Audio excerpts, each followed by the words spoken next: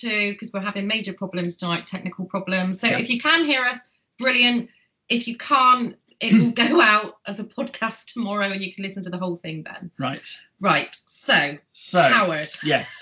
I don't know where to start. My God, take 3. Oh my goodness. So I'm going to summarize the first bit. Just summarize it. I'll summarize it. it. Like, yeah. Oh my goodness. So yes, so Trump is obviously in charge until, or at least until the 20th of January. He is president and has all the powers that he has, which is actually enormous, because it's kind of like state of emergency at the moment. So he has lots and lots of extra powers at the moment. And the votes, the electoral votes. So the 570 electors that were chosen based on the public vote. Those electors voted yesterday, and they voted in the proportion to how the votes were. Now, of course, we know there was a lot of voter fraud. So obviously, the way it is at the moment, because a lot of the votes were certified when they shouldn't have been, so there's been a lot of corruption.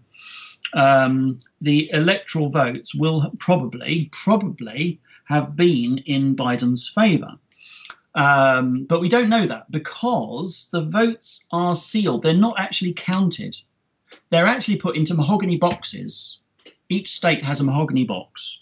The electors' votes go in the mahogany box, and they are sealed until, and this is the date we've just been given, is the 6th of January. On the 6th of January, the mahogany boxes are opened in the House of Congress, and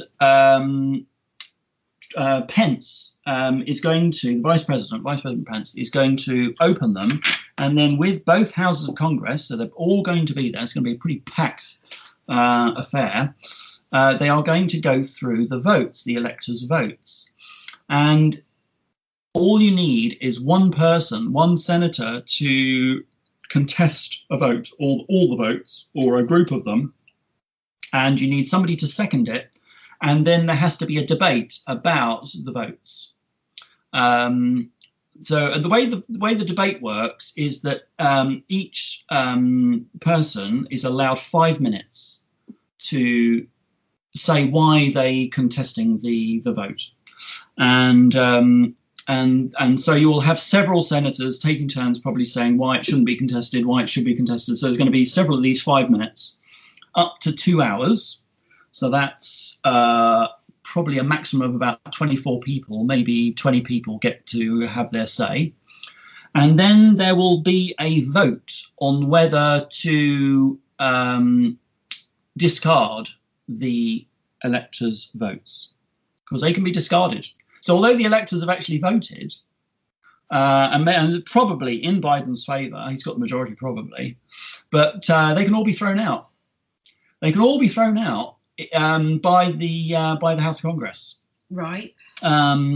So the way the voting works, and there's a good chance that they could all be thrown out, or at least large batches of them, because the Senate, of which there are 100 senators, that is marginally in Trump's favour. I think it's 50 to 48 at the moment. And hopefully there's another election coming up in Georgia where 2 more senators are going to be voted in, and hopefully they will go to Trump. So the worst case is it's 50-50 senators. It could be 54 to 46 in Trump's favour. And then the House also get to vote, but it's not one vote for each House member. It's one vote for each state. And there are, I believe it's, I can't remember, there's various numbers being kicked around, but it's definitely in Trump's favour. So that as long as there's no defections, there's no what we call rhinos, that's Republicans that vote with the Democrats, it's pretty guaranteed that on that level that, that the electors' votes, a large portion of them, could be chucked out, in which case Trump will win. Right. So it's just to make people aware of that process. Again, if people want to look up the process, it is on Wikipedia. You can look up the electors' vote US, and it goes into great detail about how the electors go through this process. So so it's not all over. It's definitely not over at all on that front. Now there are other fronts as well that are still being worked through at the moment. So there are lots of lawsuits still happening. The big one that people are a bit upset about was the Texas lawsuit that everybody was backing. That one went straight to the Supreme Court. Lots of people were backing that. But the Supreme Court felt that it wasn't the right jurisdiction. It wasn't the right people who sent the case in, and they didn't send it in quite the right way. So they actually rejected it. So there is a possibility that it could be reworded. It could be submitted by different people. So, and the Supreme Court have given a suggestion about how they might look at it. So that one hasn't gone away. It's kind of gone for the moment, but it's still bubbling away there. And then I'll quickly go through these others. So we've got Arizona. There's 2 cases. There's an appeal going on with one of them to decertify the vote, and there's an appeal on the duplicate ballot fraud as well on another one. So that's Arizona. There's 2. Maricopa County, all Dominion systems have been seized to have been forensically examined. So that's pretty good. In Michigan, a judge released the results of a forensic audit that has already taken place, and they found that there were 68% were in error.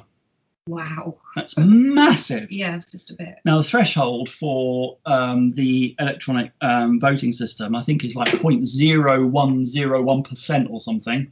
That's tolerable. But this is 68%. I mean, it's absolutely a massive, massive number. So that's pretty huge. And there was also in Michigan where the governor had okayed Democrat electors to cast their ballot, but the legislators they sent their electors, Republican electors, in to vote as well. Now they can do that, in which case you get 2 votes, one for one candidate and one for another, and then it has to be decided later or on the floor of the House. But the Republican delegation, the electors, they were actually barred by police from entering to cast their vote. So that was a bit of a standoff. So that was there's a lot of people very disgusted with that, and there's probably going to be some litigation around that. Arizona now also found, amazingly, that Dominion voting systems in their state also have an error of 68%. Oh, God. So this is looking very, very suspicious, very, very suspicious. Arizona and Michigan both are showing, voting errors of 68%. Very, very interesting. Wisconsin has 2 cases, but they've both been rejected as far as I'm aware. Pennsylvania, there's 3 cases, 2 being repetitioned. There's a mail-in ballot fraud one. In Georgia, there's 3 cases. I think one has been dismissed. Powell is appealing one. And Lynn Wood is also filed another case. And that's one of them is to do with Dominion as well. So that's going to be interesting. And in Nevada, there's 1 case has been rejected on irregularities. And there's a change of signature verification withdrawn. And 1 case has been settled, apparently. So there are lots of cases still happening. And bear in mind, when cases are being filed, the lower courts quite often will reject the case, and then they're appealed. They go to appeals, and then they might accept it or they might reject it, and then it goes to the Supreme Court. So it kind of bounces up the layers. Now, when cases are rejected, these cases are very valid. So it's usually going to be a corrupt judge. So these judges are being revealed. The corrupt judges are being revealed through this process. And Judicial Watch, which is a right-wing kind of independent body which monitors the legislature and the legal system, Trump gave them power to remove judges. So Judicial Watch will be watching all of the court cases, all of the judges, and obviously will be making notes about who needs to be removed because they're corrupt. So all these judges are kind of revealing themselves. This is why this process is important. You could have said, oh, Trump should have won, and he could have sorted that out earlier. But if you hadn't have done this, if we hadn't allowed this to play through, we never would have discovered all these corrupt judges and be able to remove them, which is really important when it comes to arresting and prosecuting the real criminals in Congress and other people. So we need to clear out the corruption within the judicial system, and this is part of this process. So it's important that it happens, and we believe that it was all done deliberately. So NQ is in complete control of this. So that's basically where we are with all the litigation anyway. As I said, the electoral vote count, which Mike Pence is going to be doing, is on the 6th of January. So that's going to be an interesting date, and it could take a week. It could take a week, possibly even longer. I'm fed up with all this waiting.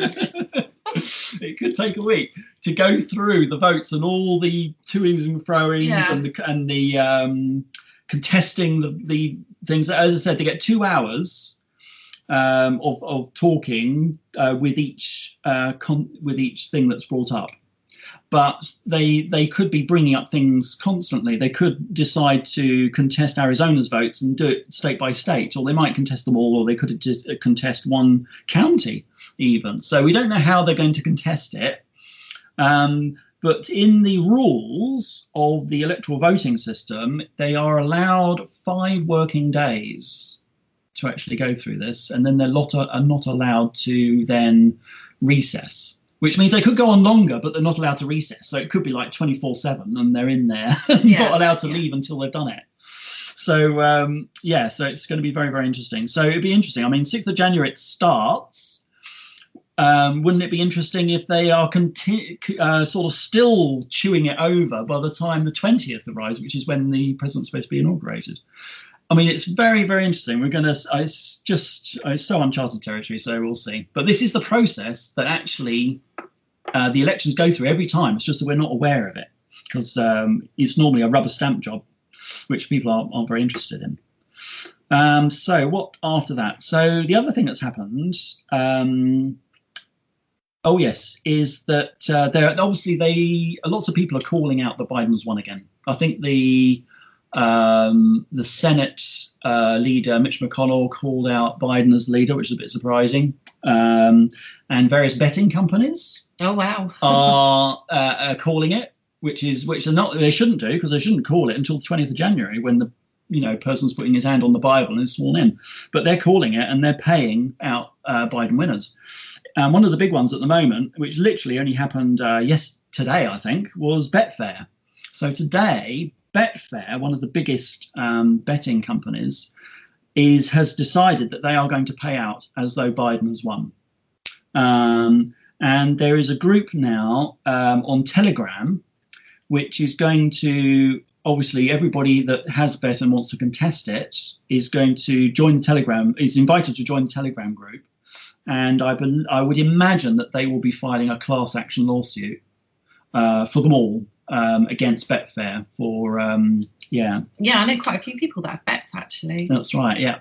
So there's a lot of people that have bet. So that's going to be very interesting. So if you did bet on Betfair for Trump and you want to be involved in that, then you need to go on Telegram or install it, create yourself an account, and then search for, I don't know what the name of the account is, but just keep your eye on various people and try and search for something to do with Trump Betfair. Right. There will be a group on there, and they'll probably corral everybody into one lawsuit.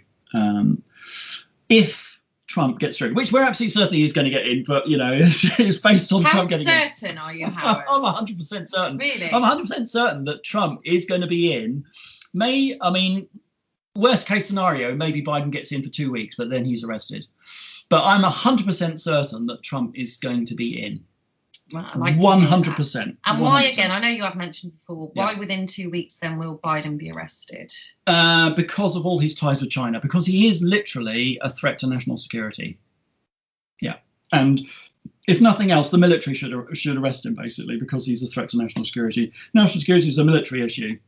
And it doesn't have to go through the courts. They could just, They could just arrest him at any moment. It's just that, this is all being deliberately played out to expose as many corrupt people as possible, and to also teach America about their voting system. And maybe it needs to be reformed, but you can't reform it if nobody knows about it. So everybody needs to know about what this voting system is, and then have a discussion about how it should be done next time.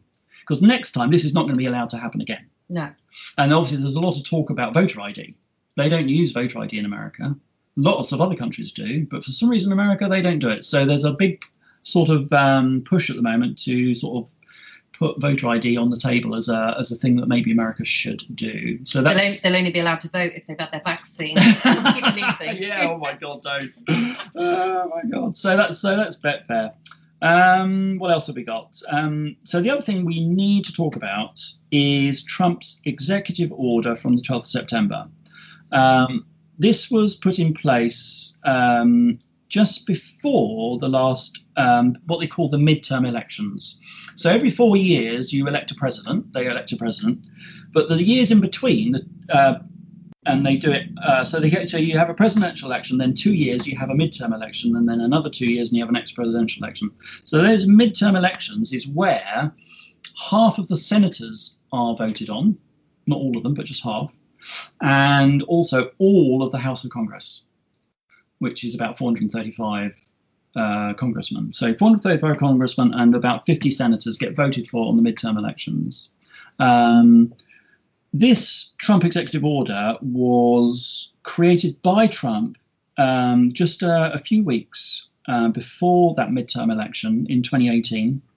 And the title of it is Executive Order on Imposing Certain Sanctions in the Event of Foreign Interference in the United States Election.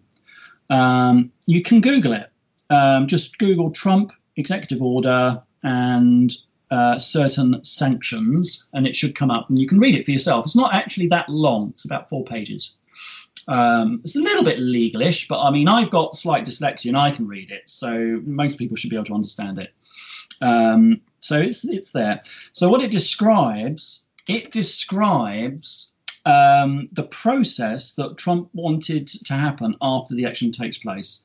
So the first thing it notes is that 45 days after the election, he wants the DNI, that's the Director of National Intelligence, to use all his resources, the entire intelligence system, to see if there was any foreign interference in the election and in the infrastructure to facilitate the election, which would be Dominion voting systems, the networks, also the moving of the ballots around, everything to do with the mechanism by which the election is done.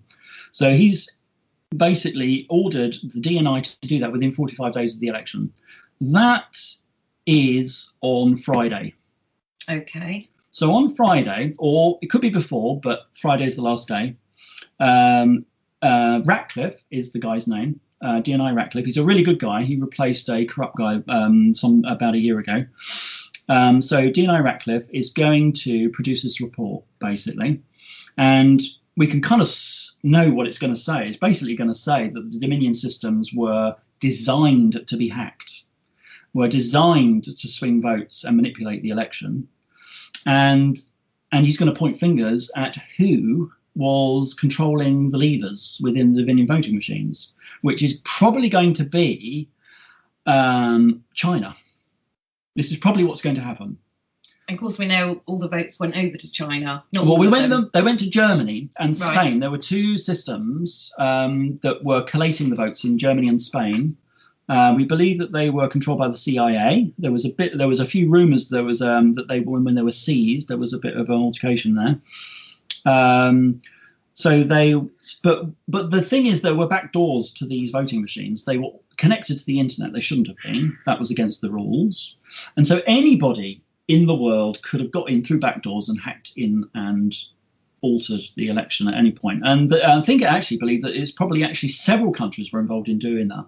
That's what we're hearing. But China is going to be the big one. So that report at the end of this week is going to be quite big. So that's the first part of this executive order. Now, the next part of the executive order says that 45 days after that report, that report then has to be given to the president, obviously, the Secretary of State, the Treasury, and a few other agencies. They then have to get together and write another report, 45 days, again, within 45 days, which takes us to the 1st of February, to write a second report on who needs to be sanctioned, which is the title of the executive order. So the first report's going to outline all the corruption and the countries and things. The second report's going to outline individuals that were involved, all the individuals that were involved, and what sanctions are going to be put in place on them. Those sanctions are not going to be put in place at the time the report is released on the 1st of February or before. They can be put in place any time from Friday. So from Friday, this report's going to go to all those agencies, and then pretty much immediately they're going to start identifying these people, and they're going to basically seize or freeze all their assets that can be frozen. Wow. And well, I mean, it could be anybody. I mean, it could be China. The scope of it is as big as you want to kind of imagine it, but it's specifically to do with, though, the infrastructure on the voting system and the voting. So anybody that's connected with that, who was involved in manipulating those elections, their assets can be frozen permanently. So this is pretty huge. I mean, this executive order is massive. Actually, it's a lot bigger than people realise, and it kind of went under the radar really until quite recently. But it's coming up now, and we're going to see what its capabilities are and what scope they're going to use it for. So it's going to be very, very interesting. But it all starts with Ratcliffe on Friday. It's going to release it, and we'll get a flavour of what's going to come down the line over the next 45 days. We might get rumours over the following 45 days about various people and organisations that have had their assets frozen. They will only be rumours until we get the report on the 1st of February or sometime around that 1st of February date. And yeah, we'll see what happens. It's going to be very, very interesting. Sorry, I've got a quick question, Yep. Howard, from Mal. What do you think to Trump's links with Israel? The Israel thing. So one of the things we need to be aware is that the deep state obviously have been embedded for decades. The way the deep state works is they work by dividing peoples, dividing us individually, dividing us by nation. And so to correct that, to bring us back into balance, into harmony, we actually need to unify everybody. Everybody needs to come together. And so Trump's obviously remit is getting rid of division and healing wounds and bringing people back together. So one of the things he did was he moved the embassy. He actually put the embassy in place in Jerusalem, and he's been creating peace deals between all the Middle East countries. So he's been healing lots and lots of divisions and giving Israel a certain recognition, which they've been seeking for a long time, because a lot of the countries originally were trying to destroy Israel or remove it from the face of the planet. So that's basically not, we need to get away from that. So Israel is allowed to exist, but all these countries need to heal their wounds and recognize each other and come into friendship, which is what's happening. So, but it's a difficult one because it goes back, those wounds go back a long, long, long, long way. But it's happening. We've had 4 peace deals, I think. In fact, Trump was nominated for the Nobel Peace Prize quite recently, several times, for the peace deals between the United Arab Emirates, Morocco, various other countries, and Israel. It's quite amazing what's going on there. It's a lot of healing going on, and the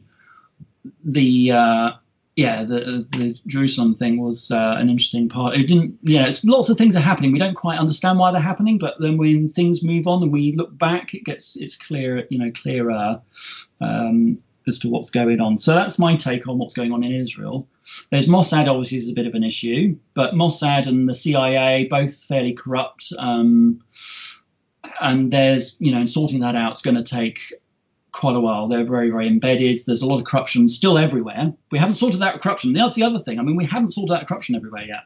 We've just been Trump has been working on revealing the corruption within the US, stopping all the tensions, diffusing all the tensions so that we don't have any world wars or any particular things going off, and getting everybody on board for this massive, massive change which is about to happen. Global change. So it's all been preparation. This first 4 years has really been preparation. The next 4 years is going to be action, and that's it's going to be it's going to be it's going to be amazing. Really, I don't know. Arrests are going to happen, and it's going to be ripples effect around the whole entire world, really. But Q has always said that Israel is last, and there's a reason for that. We don't quite know what that reason is, but we'll see. Because of the Jews. The Jewish thing and the whole Abrahamic religions. So we've got Christianity, we've got Islam, and we've got the Jewish tradition. They all have the same seed, with Abraham, and they all need to heal their wounds and kind of get along with each other. So that is what is going to happen. And I expect the leaders of those religions are going to be called upon to show publicly signs of healing those wounds, and then the healing will sort of ripple down. And there's various other things as well. There's various things like the Bible talks about the earth civilization not existing before 4000 BC. That there's lots of things in the Bible and the Quran and various things which are kind of slightly dubious, and those things have got to be rooted out. It's going to be very interesting. It's going to be a lot of, it's going to take a while. I'm looking at 5 years for this whole process to unwind. 2026. Yeah, everybody seems to be saying 5 years before things start simmering down a bit. That's right. So it's a deep one, that. Yeah. So that's that. What else have we got? So the big news last couple of days as well is that Solar Wind Orion is a software company. Solar Wind is the software company, and Orion is one of their products. And it was announced yesterday, I think, that there was a bug in one of their updates, right, from many months ago. And the bug basically allowed a backdoor to be exposed for hackers. Now, Solar Wind makes software for networks, computer networks, for monitoring and all sorts of things. And their software apparently is very, very good. So lots of companies use it. And they use it for monitoring all the traffic within companies. Hundreds of companies, big companies, banks and all sorts, including Dominion, the Dominion voting systems. So it's interesting that's come out now. The Cybersecurity Agency, the CISA, made an announcement. They said, we directed federal civilian agencies to review their networks for indicators of compromise and disconnect or power down SolarWinds Orion products immediately. So that was a directive from the Cybersecurity Agency in America. All companies, all IT engineers are going to be working on this, absolutely. And they're basically going to be disconnecting all their systems and then making sure their systems are secure before they go back online again. Interestingly, Google went down a couple of days ago. There was an outage in the UK. I don't know if it was beyond the UK, but Google went down, Gmail went down, YouTube went down. It couldn't be accessed for about an hour or two. Messenger went down, and a bit of Facebook as well. Whether that's connected to this or whether that's a separate thing or not, don't know. There's lots of rumours about the deep state testing a complete social media outage. One of the fears that we've got is that when the truth starts to really come out big time, the deep state will try and stop the information spreading, because it will kind of be like an avalanche when it happens, when people finally realise that everything they've known is wrong, and they're going to be wanting to research, and they'll be finding, what the hell, all my conspiracy theorists were correct, what's happening. Oh, I long for that. when that happens, there is a fear that the deep state will actually shut down Facebook entirely and other social media platforms. So that's a possibility. And, various people are saying we need to prepare ourselves for that by getting people's mobile phone numbers, making sure you've got mobile phone numbers of your closest friends on Facebook, so that if it does go down, you can still contact people. Because it's a pain. As you know, yeah. As I know, because I've now been disabled off Facebook 4 times now. So I'm getting better at getting back on again. And if anybody wants to know how to get back on Facebook, I suggest that you use Firefox and the Facebook container add-on. If anybody's struggling to get back on Facebook, that's what I shall be doing tomorrow. Well, I went to tag you tonight on Twitter and actually not on Twitter, sorry, on Facebook, and it was like, oh, Howard's gone again. He must have been posting stuff that didn't like. And it must be pretty bad, Howard, because usually they just ban you for a week or something, don't they? Yes, I get permanent bans. So. And every time then you rejoin, do you keep changing your name slightly? I haven't actually. No, I did change my own name, but I changed it back again to my original name. Right. So I think the name. I'm not so sure whether the name is relevant or not, because some, like John Smith, there's loads of John Smiths, so you can't, So I think the name is not part of it. I think the mobile phone number is, so I'm very careful not to link my Facebook onto my mobile phone now. So I only use it on my desktop.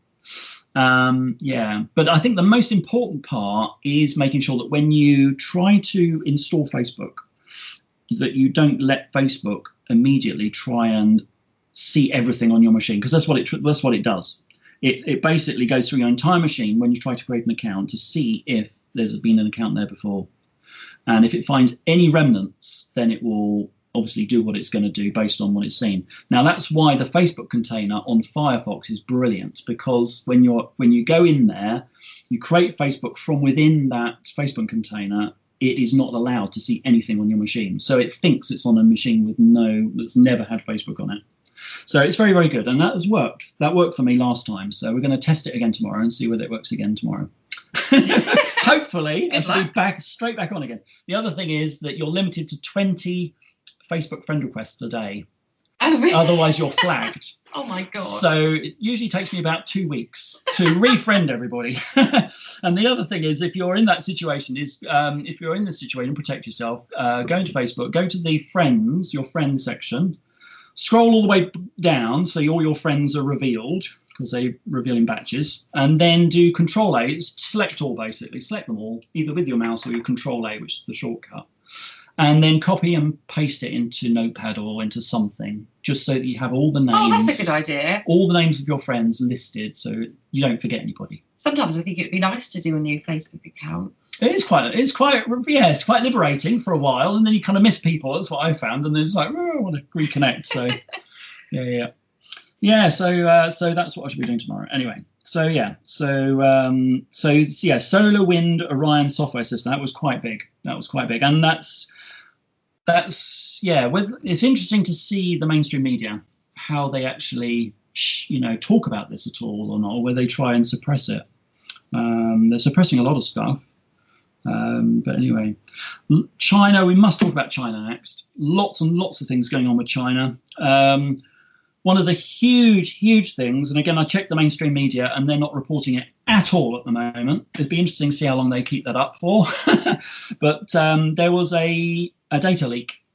Somebody dropped a database of 2 million Chinese Communist Party members. 2 million. All their details. I mean, literally, phone numbers, everything. And sometimes there's notes next to their names saying that they were executed. Well, I don't know what they did, but, some of them, and it shows what company they work for. These people, they work for companies all over the world, in airlines, in banks, they work with governments. And of course, nobody really knows whether they're a member of the Chinese Communist Party, the CCP. But now everybody knows who they are. 2 million. It's an absolutely incredible data dump. I think personally it was done by the NSA, because the NSA have everything. I think they've chosen this moment deliberately to do this because of the things they want to come out at this moment. They want to show that China is involved in trying to infiltrate the entire world, basically, not just America. And so this is coming at this time because Biden has links with China. Dianne Feinstein, who's one of the senators in America, her taxi driver was a Chinese spy for 20 years. She had this taxi driver who was a Chinese spy, and she went to China a lot of times. And now we're hearing that Swalwell, who's the Democrat, he was the Democrat congressman for California District 15. He's been in bed with a Chinese lady from the CCP, who has also been in bed with lots of other people. I mean, literally in bed. Right. Okay.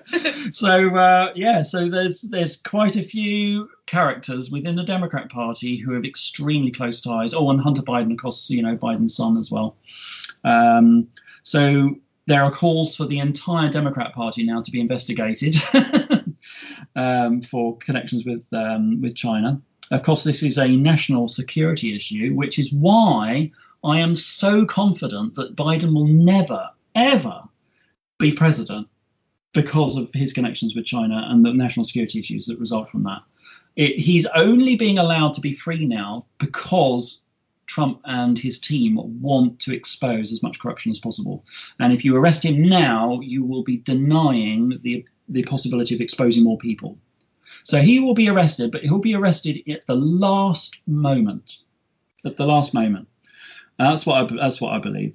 And we also hear that the Dominion voting machines, they have Chinese parts in them, which also gives another backdoor for getting into them and manipulate things. So China is pretty big news at the moment. What else? So that's the China thing. Next, COVID. I'll not talk about much about COVID really. The only thing that's been bubbling there is that Trump delayed the vaccination of the White House staff, which was quite interesting. So I expect they're all very relieved about that. Has he had his vaccination yet? No. Well, he doesn't. He's kind of. I'm pretty sure he doesn't believe in vaccinations for himself. But his line is that we should be offering choice.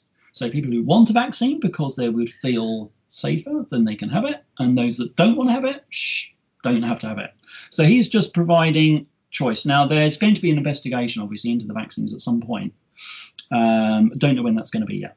But I think that will probably be, again, there's going to be China. Now, this is it. There's a connection here between the 2 million CCP China Communist Party members and the big pharma.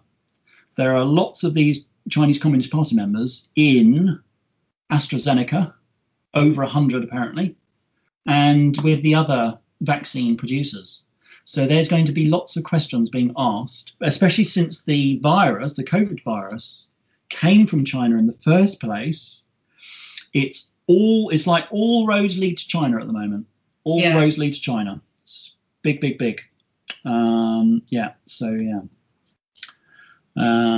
What else have we got? Resignations. Barr, he hasn't resigned. So William Barr is the Attorney General. He's the top lawyer for the government. He's a bit of a peculiar character. It looks like he did a lot of good things. There's people who said he didn't do enough. And there's other people who are questioning whether he was a complete white hat or whether he was. So we don't quite know. He was described as the stealth bomber. But he has said he's leaving. He's leaving on the 23rd of December. And he wrote a very, very nice letter to Trump saying he had enjoyed his time and he had really enjoyed his time with Trump. And hopefully he was going to do a few little ties off and then he was going to leave. And Trump gave him a very nice little response back saying, I've really enjoyed working with you. I think you've done very, very well. So it's kind of all very sweet and so I don't know if that tells us anything or not. I would suggest that maybe Barr is a good character, actually, even though there's question marks around him. But so the question is, who is taking over? So who's taking over is usually these things go to the deputy. So actually Jeff Rosen is the deputy. He's going to be acting Attorney General for a while. The guy who's replacing Jeff Rosen as deputy is an interesting guy, Richard Donahue, and he has a military background. So that is raising lots of interesting flags around military courts and various things, and Guantanamo Bay and blah, blah, blah, blah. So, so we're going to wait and see what happens around that. Still got question marks around Ray. He hasn't been fired yet. So he's kind of been blocking a lot of stuff. Gina Haspel, who's the CIA director, she is not visible at the moment. Very, very quiet. There were rumours that she was involved in the heist in Germany, getting the Dominion machines. Some people think that she was dark and that she has flipped and is singing and telling Trump everything. We don't know, but she is definitely very quiet at the moment. And we're expecting her to be removed if she hasn't been already. That's that one. And then we've got on a slightly different subject, different notes, on paedophilia. Oh, we are moving. Yeah, we're working through all the subjects. Okay, right, go for it. Because that's been fairly quiet, hasn't it? Excuse me. Probably in my throat. No, it has actually. And today I've seen some interesting posts, and it's like when we all first started protesting and stuff, all the paedophilia and all the sex trafficking, that was all big. And I think that's all gone really quiet. Yeah. So the reason why it's gone quiet, there is a reason for that. And that's because Trump and team want everybody focused on the election. They want everybody learning about the election and the election process and all the corrupt people in that process. And he doesn't want anything else distracting people from it. That's why the paedophilia stuff's gone quiet. It's not that it's not happening. It is going to happen. It's just that it has to happen after the election, once everybody's learned everything about the election that they can learn from it. So, but there is a little thing that has happened just to keep people kind of like, well, it's still bubbling away there. So there's a little thing that's happened. It's not a big distraction. There's a guy called Peter Nygaard. So Peter Nygaard was a fashion guru, and he doesn't have an island because a lot of these people have islands. Yeah, they do. He has a ranch or whatever it is, and he was arrested on sex trafficking charges a couple of days ago. Obviously, then everybody starts to say, who was he friends with? So names that are coming up as friends with Nygaard are Oprah Winfrey, De Niro, Prince Andrew. They have allegedly been to his place. So there are lots of rumours around Nygaard that he basically had underage girls around and was constantly soliciting and various things like that. So that's just a little thing to tease people with, but not to distract people from the election, which is the main thing. Wexner, we're also expecting something on him at some point, but that will be further down the line. He was the guy who sold properties to Epstein for like $1. Oh, okay. And then Epstein would then sell them back for millions. So that was a little way of Epstein, or basically Wexner, giving Epstein money. Because basically Epstein never made any money. He was never a banker. He never made any investments. He never made any money. He was given money by Wexner. That's how they used to do it. So we're expecting something on him, but that'll be a lot later, I think, in the spring and the summer, I think, personally. Yeah. Yes. And so that's basically it in terms of what's going on in America and everything. I think that's quite a lot. That is a lot of information. You know your stuff, Howard. I'll give you that. A lot of it is like, oh God, I just can't take it in. I'll have to listen again tomorrow because that's just my brain. Yeah. But okay, so we move on. We got another 10 minutes for our next guest. Okay, so there's one little. So in the UK, we haven't talked at all about the UK really. I don't tend to focus too much on the UK because it does all focus on the Trump. Trump really is and America is the thing which governs it all. So for instance, obviously we've got Brexit, and Biden would, if he gets in, he's not, but if he would get in, Biden would basically want us to be part of the EU, doesn't want us to leave. So he would, if we did leave, he would give us a really, really terrible deal in terms of any kind of trade deal with America. And of course, Trump is the exact opposite. He wants us to leave the EU because he wants every country to have their own independence and to cooperate in friendship rather than be part of a bigger federation and where there's less democracy or local democracy. Local democracy is what he wants. So there's a very, very big difference there. So, of course, the election is huge on that because it basically means we either get an amazingly, incredibly good deal with America or we get a really lousy, horrible deal with America. So there's a lot riding on the 20th of January in that sense.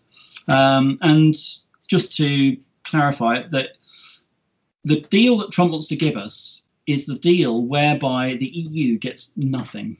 The EU, if the EU want to trade with the US, they will have to go through the UK. I mean, that's basically what's, in a nutshell, what's going to be done. And the reason for that is so that it encourages other countries to leave the EU. Right. It's a brilliant move. I mean, it's very good. And then each country that leaves the EU will also be given an amazing deal by the US. And then gradually the EU will be pulled apart. So that's how I see it happening anyway. So yeah, all very interesting. Yeah. Cool. So astrology. Are we going to finish with some astrology? Oh yes. We have Jason on. Yeah. We've got a lovely little aspect coming up on the 21st of December. Little aspect, I say. It's quite a big one, really. Although we've had big ones really right the way through this year. This year has been one massive, massive aspect, actually. There's Jupiter, Saturn, Pluto conjunction, triple conjunction. But it's finished on the 21st of December with Jupiter and Saturn coming together. So you can actually see it at the moment. If you go outside just after sunset, just as the stars are starting to come out after sunset, about 4 o'clock, 4:30. If you look towards the west, that's where the sun sets, isn't it? Look towards the west, you will see two bright points of light, which is Saturn and Jupiter. They're very, very close to each other, moving closer. And if you have your binoculars, you'll be able to see them quite clearly. If you have a telescope, you might even see the ring around Saturn. Oh, I would like a telescope. So, but they are looking very beautiful at the moment. And yes, it'll be a very nice sealing off of the whole triple conjunction we've had all this year, which has been a massive, massive year. Huge year. So, yeah. So what comes after that? Mars is still in Aries, which is the war. God of War is still in his own sign, powering through, being very assertive, and that continues pretty much for the whole of December. And also it'll be squaring, in astrology that means tension, with Jupiter, Saturn and Pluto, gradually, boom, boom, boom. So it's going to be a roller coaster ride, I think, for the next few weeks until the inauguration on the 20th of January. 20th of January, everything will calm down. For the end of January, I think. Maybe, I mean, if it does stretch out, it might be the beginning of February, but it's going to be no later than that. After that, there's going to be a sort of semblance of calm, I think. It's going to be a relief. Just the decision, the fact that Trump is back in again, there'll be huge sighs of relief, obviously, from lots and lots of people like myself. Although I have no doubt, really. But there'll also be lots of people who are still fast asleep who will be in shock. And we'll be having to educate them on why the media have been hiding it, because the media have been digging themselves a hole, and they're going to be shown up. All the lies and the spin they've been doing is all going to backfire on them. Good. But we just need honest journalists, don't we? Where are they? Where are they? That's it. Yeah. Yeah. Well, they are the Epoch Times. Just to put them out there. The good news, Epoch Times and the Gateway Pundit. At the moment, I was looking at the New York Post, but they've now turned to the dark side, as far as I can see. Well, over here, I think it's just really UK column. Right. Yes. They're very good every day. They're very good. Yeah. Yeah. So as of 20th of January, we can start looking ahead. Yeah. And we'll have you back in the new year. Yeah, that's right. My God, we'll be able to talk what's happened. Just tell us, summarise, what does the age of Aquarius mean to you, Howard? So the age of the symbols are very interesting. So Pisces, the symbol is two curved lines with a tie between them. I thought they were fish. So they are fish. Oh, right, okay. Those two curved lines are fish. I was going to say, I should know because I'm on it. You just say fish, Howard. Two curved fish, but they have a line tying them together, which is very important. Right. So that line tying the two fish together is basically the people working as one. And the line could also be the shepherd, shepherding the sheep, because it's all about that and being of service and you're working together. So that's Pisces. The symbol in Aquarius is two zigzag lines, but there's no tie between them. So the tie's gone. And I think that's very interesting. So the switching to Aquarius is about the tying us all together, being removed and freeing us all to be our own individual selves and not part of the collective. So basically that means we're leaving the marriage, but we're going to be friends. Oh, I like the sound of that. And that's what, because basically one of the key things about Aquarius is they make great friends. They're about friendship, Aquarius. They're also it's the sign for the mind. So there's going to be a lot of scientific and a lot of understanding and insights that come with Aquarius, because it's on the mental sort of level. But mainly it's about friendship. And of course, all the nations, the countries, will be friends with each other. The tie that's tied all these countries together is being removed. So they're all going to be sovereign nation states in friendship with each other. That's the way it's. And it's going to be fabulous. It's going to be absolutely great. Yeah, I do feel that we're in for some exciting times. I really do. Mm. Well, we've got to love you and leave you, Howard. It's been a wonderful hour, as always. Do you want to give your Twitter handle or? So my Twitter handle is Great Awakening E for Echo. You might have difficulty finding it because I'm being shadow banned at the moment, but you can find ways of finding it. Just put twitter.com/Great Awakening E, and that will take you straight there. Wonderful. And I do suggest following Howard. He brings up some brilliant stuff, and that's obviously why your account keeps getting removed. Yeah. When I'm back on Facebook, I'll put the link to my Facebook on the Great Awakening E. Yeah, put it on the radio page as well. The radio page, when I'm back on again. Wonderful. Right. We're going to take a short break a minute, guys. And when we return for part 2, we shall be joined by the awesome Jason Liosatos. I'll say that really quick because I'm never sure if I'm pronouncing it right. And we'll be back in a few minutes. Welcome back to part 2 of the Shelley Tasker Show. Welcome to our second guest, Jason Liosatos. Sorry, Jason. Liosatos. Oh, don't worry. Is that right? I can hardly say it myself. Don't worry, Shelley. How are you this evening? Well, my standard answer to that is as well as one can be in this global casino mental asylum. Oh, that's one way of phrasing it. Listen, if I felt normal, I'd be seriously concerned about my sanity, you know? Yeah, normal in this day and age isn't good, is it? No. But don't worry. This time next year, everything will be fine after we've all had our vaccine and stuff. So that's right. I'm so looking forward to it, you know? Yeah, we'll just go back to normal. Oh, lovely. Can't wait, yeah? Back to slavery. Definitely. Anyway, thanks for joining us, Jason.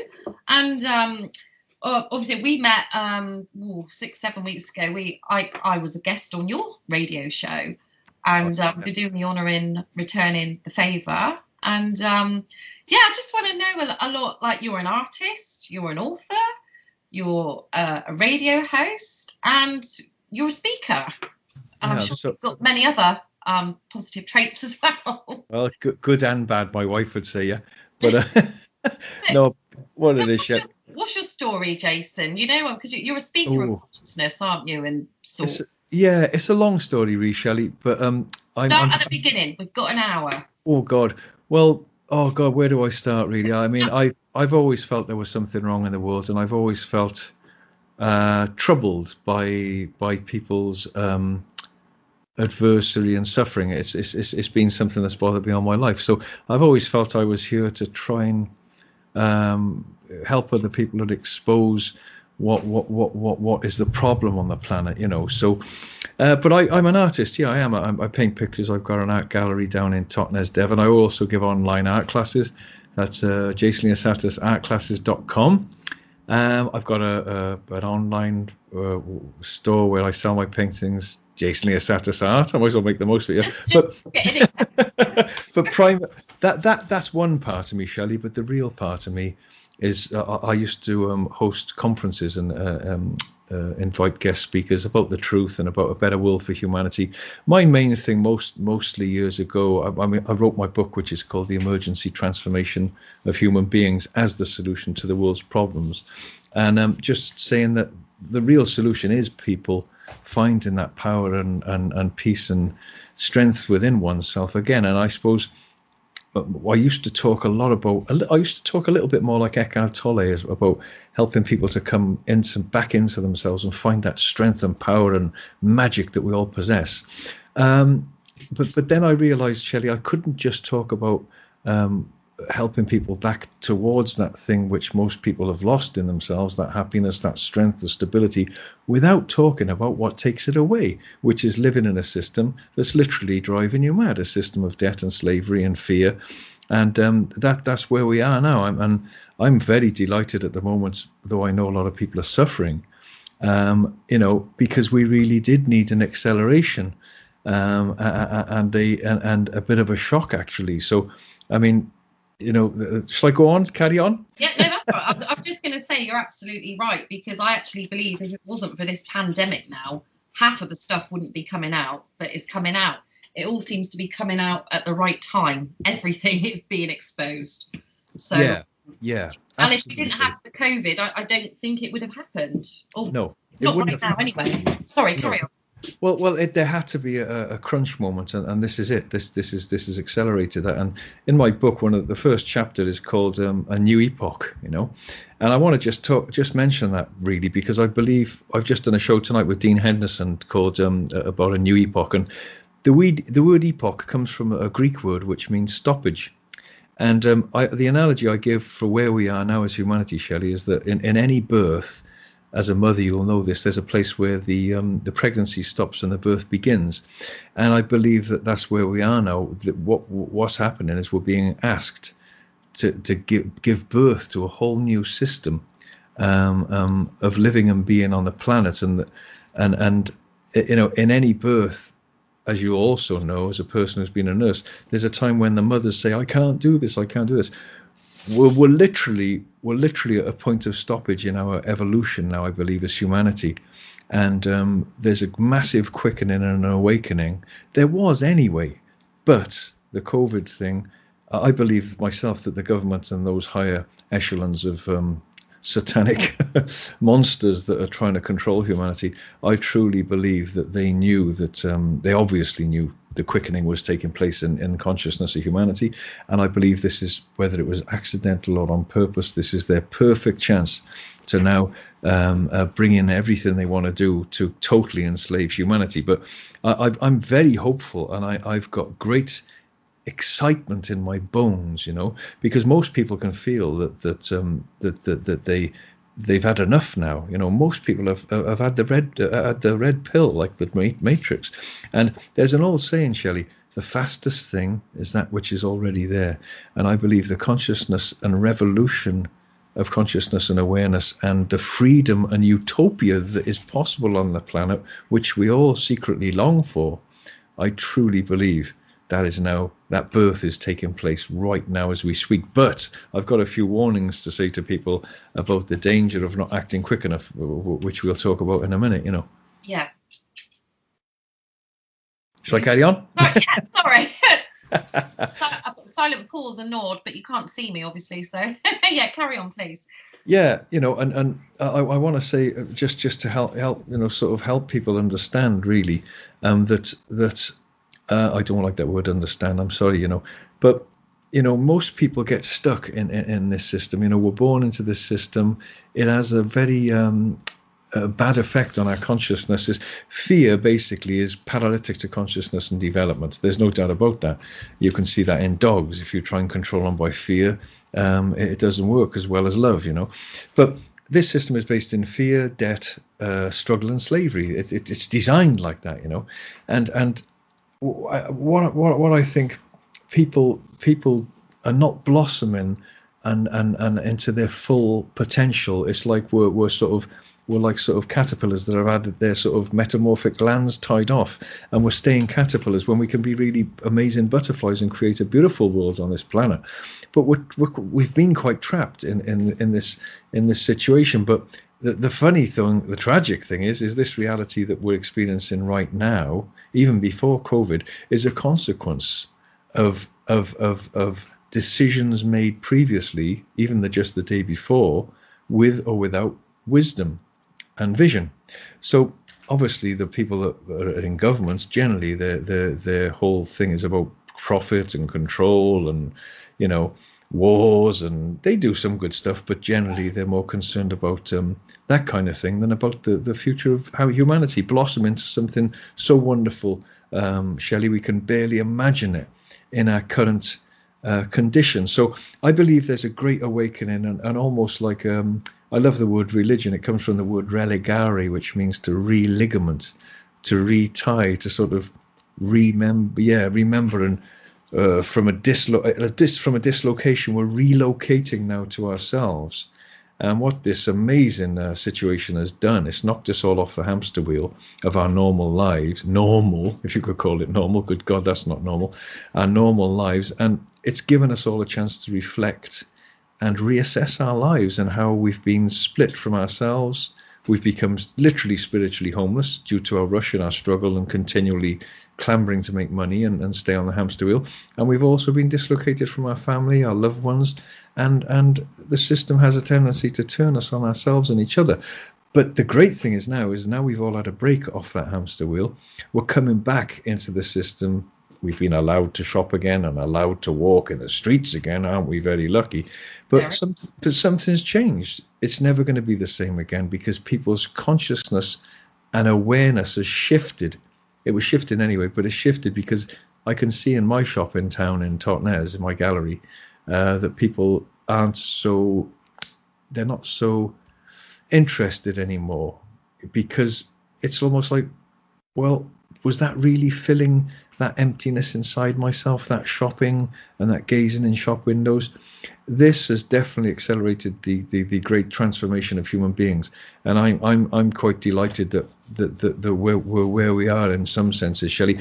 But there's a race now. Can we all create something different from this system out of the rubble of COVID, or are we just going to be frog marched and herded like sheep into a new reality, the Great Reset via the COVID-19, and worse slavery with continual jabs and vaccinations, continual masks, and a dreadful future for humanity of dystopia without cash and with a microchip in your hand, literally? Can we awaken quick enough? But moreover, can we create a new system independently of government, which I've been shouting about for 30 years, like David Icke, without their control for electricity, for food, for shelter, and for our internet and water? And I can tell you a bit about it later, but we're starting to help try and form those groups of people now,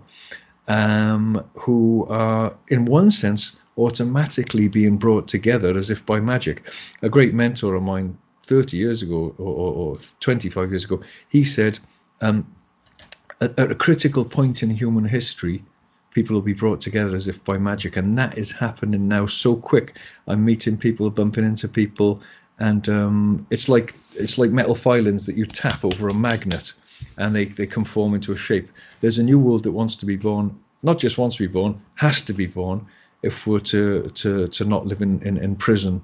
The prison walls are closing, and it's so exciting. Can people escape fast enough and do that? Well, we've got some things going on in January where we're going to try and create new communities with people coming together, and it's very exciting. It's like under an assembly form, because I know here in England, I know you live in England as well, but we have a good friend that's starting assemblies going all across the country, up and down. So people can become part of a community. So hopefully we'll have our own like doctors, our own police, all that sort of thing. Is that the sort of thing you're talking about? Yeah, Shelley. I've envisaged this for years and years and years. Ever since I can remember. That one day we'll we'll have our own system independently of government control. For instance, like you said, with new doctors, there's the New Doctors Alliance. I know Zach Cox is actually my dentist. And I had a Dr. Hilda De Smet on my show last night. She's involved with it as well. And all these doctors, like Dr. Adil, who I had on my show, I spoke with him in Birmingham at the event there with Gareth Ike.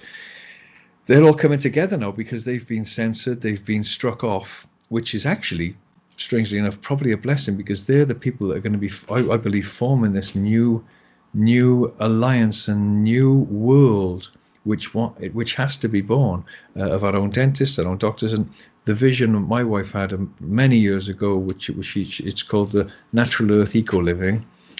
.com, you can find it on there, and it's only in its embryonic form still and waiting within the womb of possibility to be born. But this COVID whole thing is triggering us to give birth to these new societies, and I believe absolutely 100% that is taking place now. It's already being born as we speak, and on the 11th of January we start our big crowdfund. And we'll be sending out videos and we'll be doing talks and explaining to people what they can do to create a new system before this one collapses on us. Because I said years ago to many people, if we don't create a system independently of government, when this one collapses or is purposely collapsed, then it'll be too late, and we'll be like Oliver Twist with our bowls in queues for food. And by God, was I right? Because look outside the supermarkets now, But it's a very exciting opportunity, actually, Shelley. It's a forced opportunity, and it's very daunting. But I truly believe that, by goodness, it's forced us. It's forced the dark sort of Dracula system to show its hand. You really struck a chord there, actually, with me, because obviously, I go out protesting, and we do rallies every other week, and we go up to London, and all the speakers we have. But we really need people now to speak about this, because although we're carrying on fighting and showing our thoughts every week and stuff, people need to know, because people say, well, what's the alternative? Yeah. And, they really can't believe that our government are doing this to us, and we need law and we need order. And of course we do, to a certain extent, but not the way it is now. It doesn't need to be like that. And I think these assemblies, they perhaps need to be made more, they need to be pushed even bigger. Like you're saying, the crowdfunding and stuff and the talks.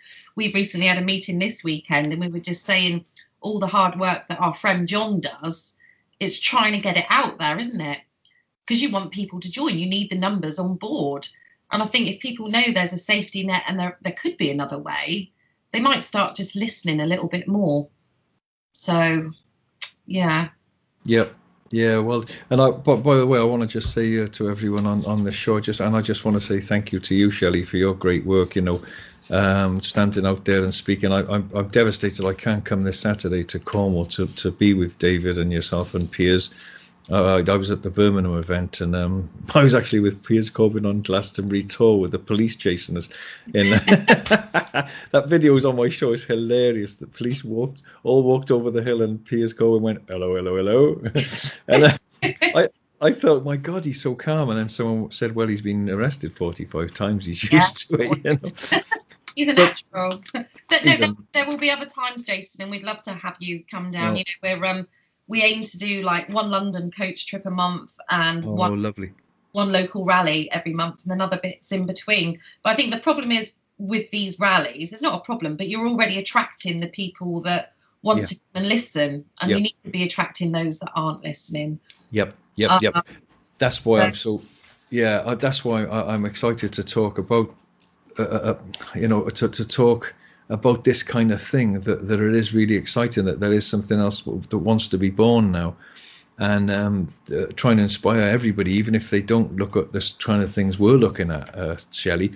What I'm really excited about, that deep down in their souls they can feel an emptiness now that they never felt before. There's been a shift in people, and there is an awakening. There's a great awakening, and how many people do you see who look happy anymore? Most people who come in my shop say, I'm really depressed, I'm really in despair, and I make a joke, but it's true. I say, listen, that's exactly how you should feel. if you're living in this system as a beautiful, pristine spirit, mind and body in this system, if you didn't feel desperate and despair and upset and empty, you'd have to worry about yourself, because that's a natural symptom from a healthy body and mind in a system that's driving it completely mad, and that's become normal. So, you know, it's a wonderful time, and I want to try and inspire people more in my talks now that they actually are the change. The reality is because of what they do or don't do, you know, and we can't carry on as we are. We feel this dislocation within ourselves, and you know, people have forgotten the miraculous, you know, and that it's agony to be spiritually homeless, you know. It's agony when it becomes normal. And I used to do a lot of talks to inspire people years ago, actually down in Cornwall, because I used to live in Cornwall, and one of the talks I did, I cut lots of little pieces of string and put them on everybody's chair first. And I said, pick up that bit of string and tie it in a couple of knots, tie it tightly. And then I asked them to undo the knots. It's quite hard to undo knots, you know, to undo the knots. But it's an exciting time now, because there is a quickening. It's everything's happening faster. So, but there is a race. There's no doubt about it. You know, everyone must know. Everyone watching the show probably knows there's a race. Can we be totally vaccinated and microchipped and imprisoned before we can actually all escape and awake and raise our vibration and say no to where we're being herded? And I believe a lot of people won't, and they will be herded, and then I reckon there'll be a big breakaway society of people who are going to say, well, now what do we do? And it'll be a case of, well, you 6 people in that street sell your houses, there's 2 million quid, let's buy another farm, let's start our own community, our own centre for transformation and consciousness, our own doctors, our own nurses, our own dentists, our own water, our own electricity, and our own community. And it won't be perfect, but guess what? It's better than prison. Oh, definitely. And, you know, before, I always used to think, people think, oh, she sounds like such a hippie because she just wants a simple life. And that's what you're labelled as, isn't it? And I was thinking the other day, you'd only have to get a few people to sell their houses, wouldn't you? And say, well, let's all buy a field together. I know it's all very hippified, but, you know, things grow, don't they? And I do believe that there is a possibility that we're going to have a certain, if the worst thing does happen, we are going to have people left like us that don't comply. And it's, what do you do when you don't comply? If you're not going to be able to travel, if you're not going to be able to get a job, you know, that's worst case scenario. But I was listening to some news this morning, and they can't give a number yet of how many people have been vaccinated. And she was asking simple questions like, well, why? You know, you knew how many you had, and you can always tell this, how many have been distributed, but you can't give us an answer. I think they vaccinated a lot less people than they thought they were going to. I mean, I know I keep seeing people running for it, brilliant. But I think there's also a lot of people, they're like, people that I've spoken to that they say, oh, yeah, I'll have it. But then they're like, actually, I'm going to wait a couple of years to see how other people are. To see if my friends drop like flies, you know. Yeah. What a laughter. Do you know, I think you're absolutely right, Shelley. I think people are hanging back and you know, like when people went over the trenches in the war, they were hanging back and letting the others go over a little bit first to see what happened, like, you know. And I think that's absolutely true, you know. And you know, I think, you know, it's a brilliant time to be alive, Shelley. And I think there's so many reasons now that are going to force people to look for another way to be and live, because a lot of people who've paid for their houses are going to might be in for a shock soon, because from what I can see from the people I speak to, we're looking for a giant crash in the economy, you know, which we wouldn't believe was possible. Most people that I speak to would say it's a forced crash. They want it to crash so they can bring in all the other things, the Agenda 21, 2030. And some other people always say, well, the houses are going to hardly be worth anything. Now, my little street here where I live, I'm still renting, believe it or not.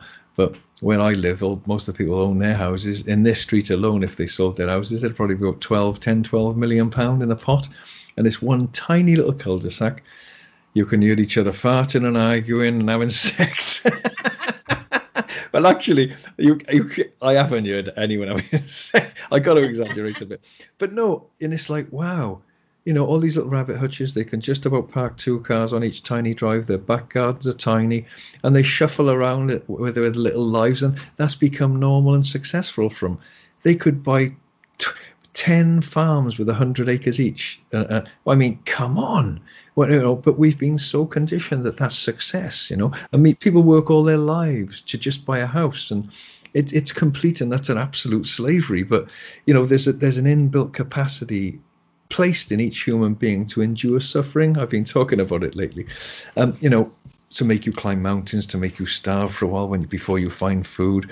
And that capacity inside us all to endure suffering and pain is brilliant. It's a brilliant asset, but that's been taken advantage by of these sort of oligarchs and these people in these positions for thousands of years, Shelley. It's about time we stood on our high hind legs and screamed no.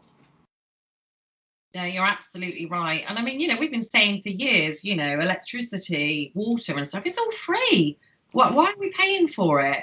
And I understand we've all got to, people say, well, we need to clean the water, don't we? And it's like, but money hasn't got to be the only solution, has it? I mean, I know we need money to earn a living and stuff. And just this last weekend, I did some photo shoots. But for 2 of them, I traded my work. One lady's a hairdresser. She's going to do my hair. Another lady, she's made my mum's Christmas present for me. But I think trading is going to come a bigger part in life, Well, it is, Shelley. Especially when they start forcing us to comply, and they'll be saying things like, well, if you don't show your vaccination card, you won't even be able to get internet banking. I envisage that. I envisage them putting their thumb screws on that much, And I think that's great, because it's just going to force more and more people. A friend of mine, he's supposed to be going to Cyprus, and he said, why don't you come for Christmas? I said, I can't. I got too much going on. He said, well, it might be your last ever chance to fly in a plane. And I said, what do you mean? And it suddenly hit me that, yeah, it might be my last chance to fly in a plane if I'm not going to take the vaccination, which I'm absolutely not. So, my gosh, what a time to be here! But it is a very, very, it's a very exciting time, and people. I feel it's like a homecoming. I really feel that. I feel people have been. Oh, I like the analogy of the bicycle wheel, and they used it in a religious thing. They said it's like a bicycle wheel, and all the spokes are the religions, and a lot of people are stuck on the religions, squabbling amongst each other, when actually the real center is in the middle, beyond the spokes, But I think that's a bit like people. It's like we get stuck on the spokes of earning a living and staying in there, and it's like a revolving door. And revolving doors are very, very useful. I love them. I love going around in a revolving door. But generally, people's lives are like revolving doors, and the little exit points just go past in a blur, and we never get off the hamster wheel. Now we've been kicked off. Have we got the backbone to build a new society now before we're herded and forced into the new society that these people want for us? Well, I believe there's a portal of opportunity, but if we don't hurry up, it will slam shut so fast, and we might miss it. So that's what we're starting in January. We're going to put a lot of effort into it, and just basically say to people, sell your houses before they're worthless, and let's start buying land and farms. Yeah, people think they're crazy though, won't they? But I get the idea. I like it. Hey, look, it's better to live in hope. People already think I'm crazy, so what does it matter? Oh, me too. Well, they know I'm crazy. Better to live in hope than die in despair, as my nan used to say. Yeah, you're absolutely right. So would you say you're like very grounded at the moment then, Jason? You're in a good place? No, I'm completely mad as a hatter, yeah? But happy. Well, I always say to people, look, ask my wife. Look, Shelley, I put a brave face on, right? And I've got a shop. I'm in there most days, so I'm very enthusiastic in there. There's a lot of people. It's like a hub in Totnes. People come of like-minded people. We come and we chat and we talk about solutions and stuff. So luckily for me, I've got a lot of people around me in the town who are on the same page, really. And that helps. So it's like a family, But to answer your question, I'm feeling many things. Like I said initially in the outset of the show, I would be very worried if I felt really happy and contented. Now I can feel like that, Shelley. I can program myself to feel like that, but I would be I don't want to feel happy and contented, because that would be like sort of that's not how we should feel. However, although a lot of people feel out of whack now, and they feel truly unhappy and disheveled and panicky and fearful, within this we've got to feel those symptoms, because those symptoms are real and they are an emergency alarm bell telling us something's wrong. But at the same time, we've got to feel strong. I would say, yes, I feel strong. I know you've got to keep a force field around you, Shelley, because a good analogy is lightning. If you've ever seen zigzag lightning going through the sky, it looks absolutely random, but it's not. It's actually taken the path of least resistance. So if we're in a state of real fear and sort of a weakness, then that's going to be even more of a reason for these horrible things, vaccines and control and being pushed around. When I see you standing speaking, I don't see someone in a state of weakness. I see someone in their real power, and you inspire people, So yeah, I feel okay. I feel happy. Luckily for me, Shelley, luckily, and I've worked on it a lot, is that I've got a very, very clear, quiet mind with very little in it. Now, the old saying, the usefulness of a pot is in its emptiness, is very true, because most people, and this is going to be some of the things I'm going to be doing in the new year on my shows, getting guests on and talking myself, most people are in a state of madness all the time. They just don't talk about it. If you could hear people's thoughts walking up the road, you probably have to put your hands over your ears. It'd be terrifying. So most people get their lives in order, they pay for their houses, they do stuff, but most people neglect their basic peace of mind and quietness in their mind. And for most people, their minds are a hell. For me, luckily, I'm hardly thinking of anything at any given time. My mind's very empty because I've worked on it. I looked at the Ouspensky teachings years ago, which was talked in, they used to call it self-remembering. So if people say to me now, well, how would you find that peace in your mind? I say, well, to find it, you've got to first, like Gurdjieff said, if you want to escape prison, you first have to see that you're in prison. So you first have to accept that your mind's too noisy, and then you have to have the courage to start watching it. And if you start watching it, then what you realize is that you're not exclusively your mind. How can you be if you're watching it? And I like that subject, because by watching it, at first it's a terrible shock because you see all these thoughts that you can't control. But eventually you start realizing, well, you reside more in the watcher than being trapped in the mind, because most people think they are their minds, and that is a nightmare. But if you can watch your mind and step back from your mind and become the watcher, which is the more powerful you, then eventually the thoughts start quietening down and dissipating, and then you reside more in the watcher than in the thoughts. And in that gap is great peace, And meditation process. Yeah, but without all that mindfulness. Yeah, when you can do mindfulness of not using your mind. Yeah, the good thing is about that, Shelley, about this sort of thing, is that you can do it all the time. It's not like you just do it. A lot of people I know cross their legs in the morning, sit on a pillow, and try and sort of find that peace. And after about 15 minutes, a lot of them get up and think, "Oh, bugger this, let's go to work." Or, "Oh yes, I found that peace in my mind." I remember the first time I ever found peace, I was sat doing that very thing, thinking, "Oh my God, my mind's such a mess. I can't find that peace." And I just sat for 20 minutes. Then it was half an hour, and they all started slowly dissipating, the thoughts. And for the first time in my life, I'll never forget it. Suddenly, like that, oh my God, I'm not thinking anything. And it was like, oh my God, I'm not thinking anything. But I'm thinking I'm not thinking anything. But at that moment, I felt such peace. It was like something I'd never felt, So I was that realization that you weren't thinking anything. Did that bring you back out of that state then? When I thought, I'm not thinking anything. Yes, just because I know when I've meditated before and I've seen something really amazing and I'm totally absorbed, and then I realise what I'm doing and I snap back out of it. Yeah, no, it was almost like, I can remember what it was. You just reminded me. When I suddenly didn't hear anything and there was silence, my first reaction was, wow, what's that? It was like, what the hell's that? It's like, there's nothing. Oh my God. So I was still thinking, wow, there it is. And it washed over me. It was like beautiful, because I hadn't felt that for years. And then I started doing talks about it, and I started and writing about it in my book. I just started feeling that the greatest threat to humanity at the moment is not COVID, and it's not anything like that, and it's not the New World Order or the Illuminati. The greatest threat to humanity, Shelley, is our own minds, because our own minds create the future, and our system now mostly is a consequence and a feedback loop and a reality made up of our own thoughts, and they're the fruition of what we think. So God, it's a big subject. I love this subject. It's like no, I do as well. Well, do you know what someone said to me once?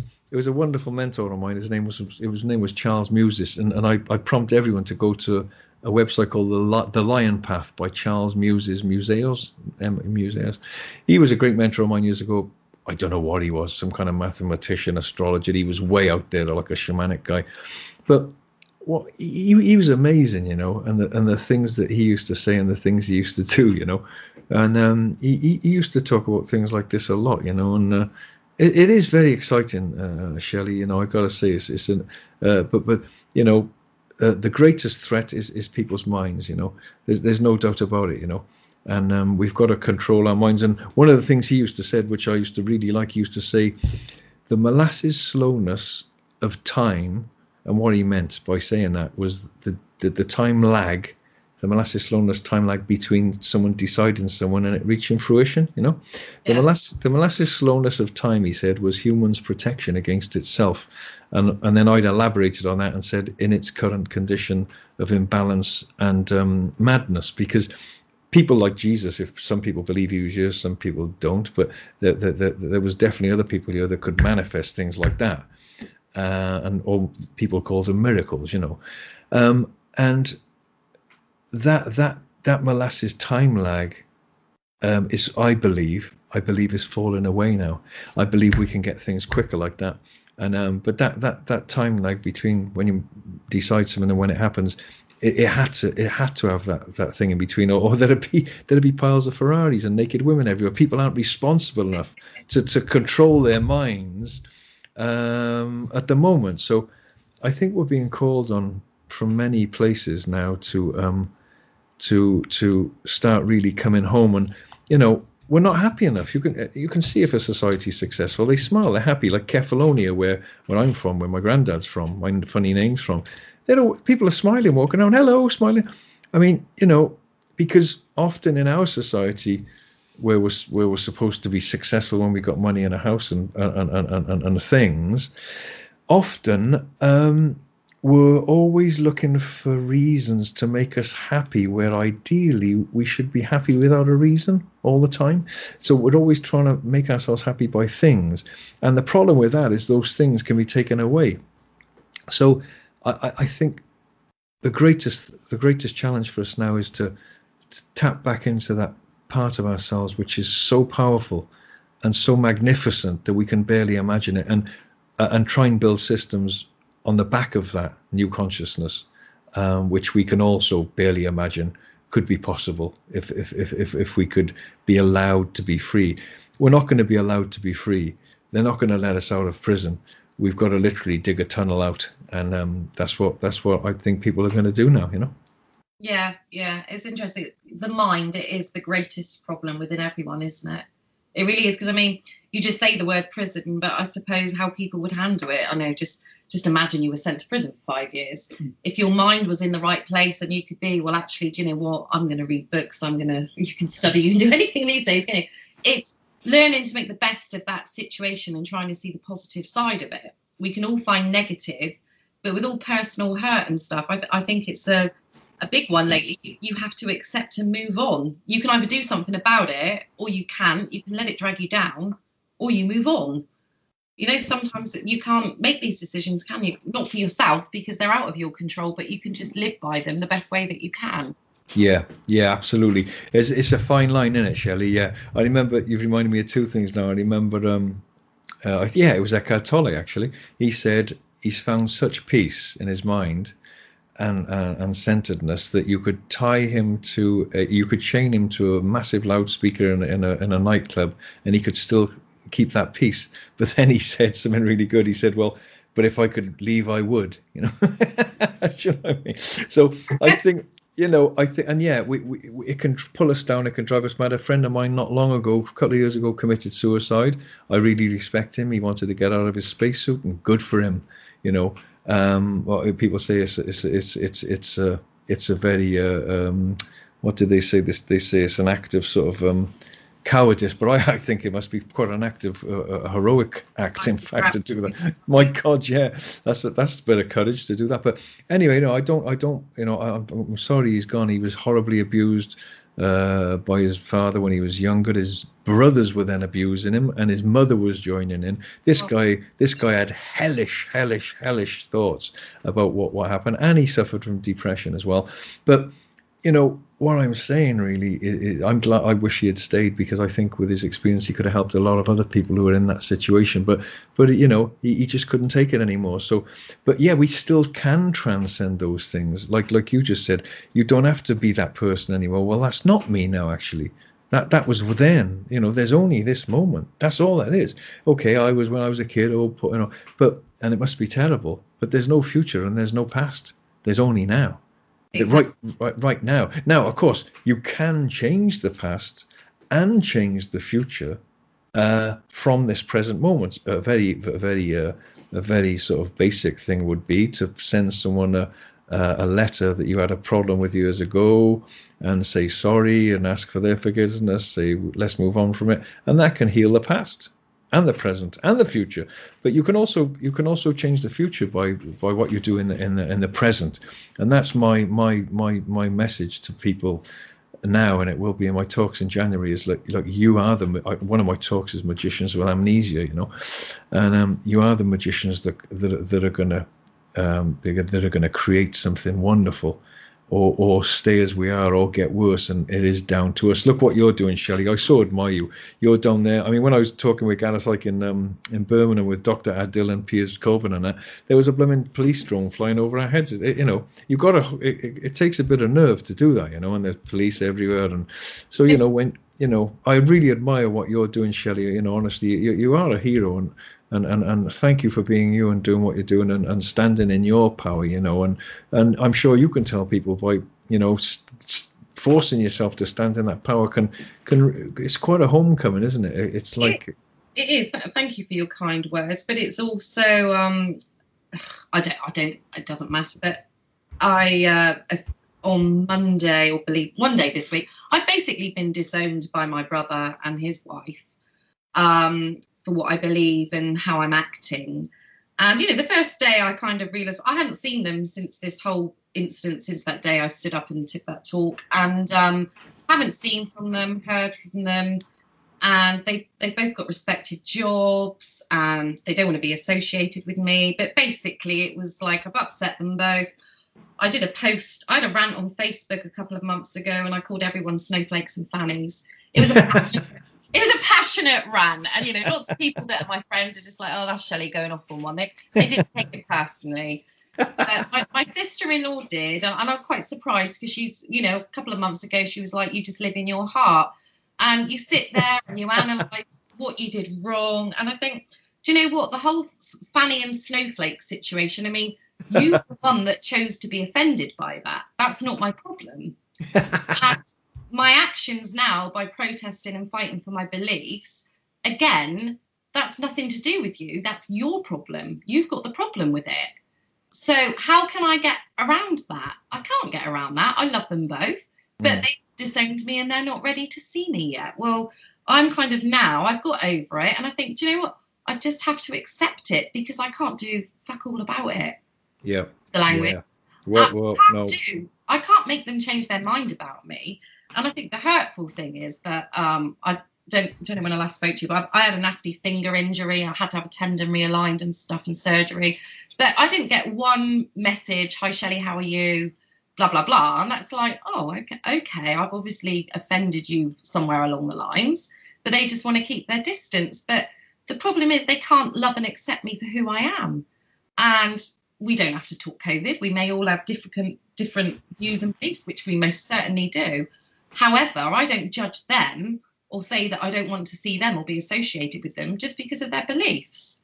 And, you know, it is learning times. And I've just said to people, do you know what? I can sit here, I can go over this and over this. I can't do anything about it because I can't change being me. And you've got to live your own path. And I know that, you know, there's so many people out there that have got families in strife at the moment because of their beliefs. And, you know, I may have lost family, so to speak, but like lots of people are saying, I've gained a whole new soul family. I've never known so many people with like minds, you know. So I have got that to be grateful for, because I think I probably feel over the years, you know, you're a little bit different, you're a bit in tune, and you think totally the opposite of them. You know, I'm not saying they're bad people or anything like that, but you're not really the one that's asked to come out with them and stuff like that. And now so even less. But it doesn't matter because I just accept it now. And because I'm feeling good, I can go into the school tomorrow and pick up my little boy. And those that snubbed me, I can walk by and, hi, how are you? And keep smiling. Because I'm in that place where you're the ones that have got a problem, not me. If you can't be kind just because somebody thinks and they're speaking their truth, then that actually isn't living in harmony with yourself, is it? I don't think. I think if you've got problems with people for their own beliefs, then something's wrong with you. Yeah. I would respect your beliefs. Yeah, it's a bloody big subject. It's a very, very massive subject, which I really enjoy what you're just talking about. We probably haven't got that long left, but I just want to say that, yeah. You're right, we've got 15 minutes. Oh, there we are. We cram it in, right. Do you know what, Shelley? It's a big subject, this one, because I've suffered a lot with you know, criticism, outside criticism. Well, you're gonna. I mean, I was going to see David Icke 30 years ago, you know, and I was always the sort of person in the family that wasn't sort of conforming. You know, I lived in a van. I lived in my car in a car park when I met Louise, for instance. You know, if you go on the Telegraph, actually, if you punch in "how I fell in love with a homeless man" on Google, it'll come up. You'll see. Wow. But and she had a great job, and you know. But Louise was awake and feeling she didn't want to be in the system, and she was designing clothes for Marks and Spencer's, knickers and bras, actually. You know, I was trying to be a window cleaner in Bath, and I lived in my car, and we both came together, gave up our jobs, and went on the dole, and were no fixed abode, as they call it, NFA. So, and living in a van, and then on a rubbishy old boat, and then we lived on a narrow boat, and then we lived in a tent. You know, so. You know, I've always been the sort of odd one out in the family, if you like. Even when I didn't want to go to school, you know, I felt it was putting me to sleep years ago. You know, school, I used to run away. But, you know, what happens is that I think, Shelley, in your circumstance and other people's circumstances that are trying to expose what's coming down the pipeline for humanity, genuinely, often, I don't know about you, but I'm sure you're a bit like me, in that I'm concerned less about people who haven't been born yet than myself. I want this world, because that's what we're here to do. You know, the old Red Indians, they used to think with almost every big decision, they were thinking 7 generations down the timeline, you know. So I think what happens is, like maybe with your family and other people I've had dealings with, I think on a deep subconscious, maybe psychological thing, I think by you doing something and trying to make the world a better place and trying to expose corruption, I think we're shaming them, and they feel actually ashamed, and that turns to anger because they're not doing anything, because they're yes people, they're yes men who don't question anything. They're just being good little girls and boys, just like when they were going to school, they were turned into good little girls and boys that do what they're told, and when they left school they go into jobs and they're good little girls and boys, and then they're like sort of orphans that are looking for a mummy and daddy, and the politicians, presidents, priests and popes, you know. And it's like, oh, someone tell me what to do. I don't know what to do. Why?